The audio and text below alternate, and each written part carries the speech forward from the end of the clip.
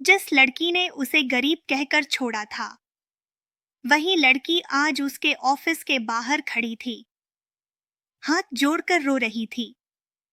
और वो आदमी जिससे वो कभी प्यार करती थी, अब उसकी फाइल तक साइन करने से पहले सेक्रेटरी से पूछ रहा था, ये अपॉइंटमेंट किसके लिए है? अमन कभी किसी का नाम नहीं था, वो बस एक चेहरा था, भीड़ में खोया हुआ। एक मिडिल क्लास लड़का जिसके सपने बड़े थे और जेब खाली। कॉलेज के दिनों में उसकी दुनिया सिर्फ एक लड़की थी, रिया। खूबसूरत, स्टाइलिश, अमीर बाप की इकलौती बेटी। अमन उसे दिल से चाहता था। ट्यूशन पढ़ाकर, पार्ट टाइम काम करके वो उसके लिए गिफ्ट खरीदता था। रिया मुस्कुरा लेती थी, लेकिन उसकी आंखों में कभी इज्जत नहीं थी। एक दिन रिया ने उसे कैफे में बुलाया। बिना इधर उधर देखे सीधे बोली, Aman, I think we should break up. Aman हंस पड़ा। मजाक कर रही हो क्या? रिया ने फोन टेबल पर रखा। तुम्हारी सैलरी देखी है, तुम्हारा घर देखा है, तुम्हारे सपने देखे हैं। मैं ऐसे आदमी के साथ भविष्य नहीं देख सकती जो हर महीने ईएमआई गिनता हो। अमन के हाथ कांपने लगे। मैं मेहनत कर रहा हूँ रिया। एक दिन रिया ने बात काट दी। एक दिन, एक दिन, बस यही सुनते सुनते थक गई हूँ। मेरे पापा ने मेरे लिए रिश्ता ढूंढ लिया है, करोड़ों की फैमिली है। वो उठी, जाते जाते बोली, और हाँ, प्लीज दोबारा मेरे सामने मत आना। मुझे गरीबों से एलर्जी है। उस दिन अमन टूटा नहीं, उस दिन अमन बना। अगले 3 साल उसने किसी से बात नहीं की, ना दोस्तों से, ना रिश्तेदारों से।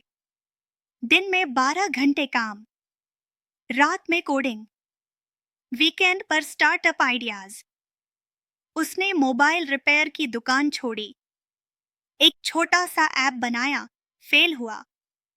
दूसरा बनाया, फेल हुआ। तीसरा बनाया, चल पड़ा। 5वें साल तक वही लड़का जिसे गरीब कहा गया था, अब टेक कंपनी का फाउंडर था। फोर्ब्स में उसका नाम आया, न्यूज चैनलों पर इंटरव्यू। और उसी दिन रिया की जिंदगी टूट रही थी। जिस अमीर लड़के से उसने शादी की थी, वो फ्रॉड निकला। कंपनी दिवालिया, घर सील, तलाक।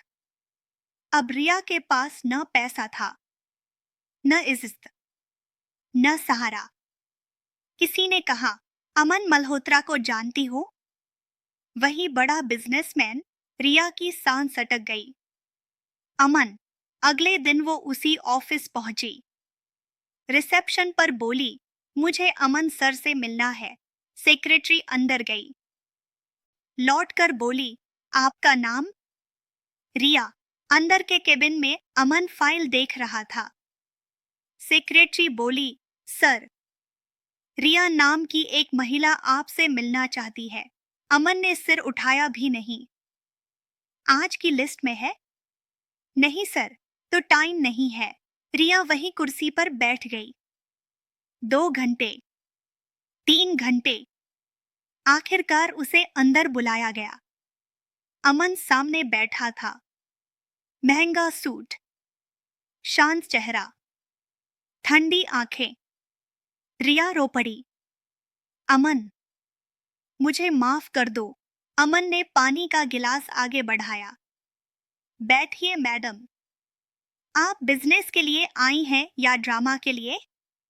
मुझे नौकरी चाहिए, कुछ भी। मैं टूट चुकी हूं। अमन मुस्कुराया।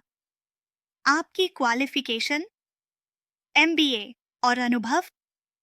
कुछ नहीं। अमन ने फाइल बंद की। मुझे गरीब लोगों से एलर्जी है। रिया के चेहरे से खून उतर गया। ये वही लाइन है ना, जो आपने कही थी। वो उठ खड़ा हुआ। देखिए रिया, मैंने आपको बर्बाद नहीं किया, आपके फैसलों ने किया। आप मेरी जिंदगी का हिस्सा थे। अब मेरी कंपनी का हिस्सा नहीं बन सकती।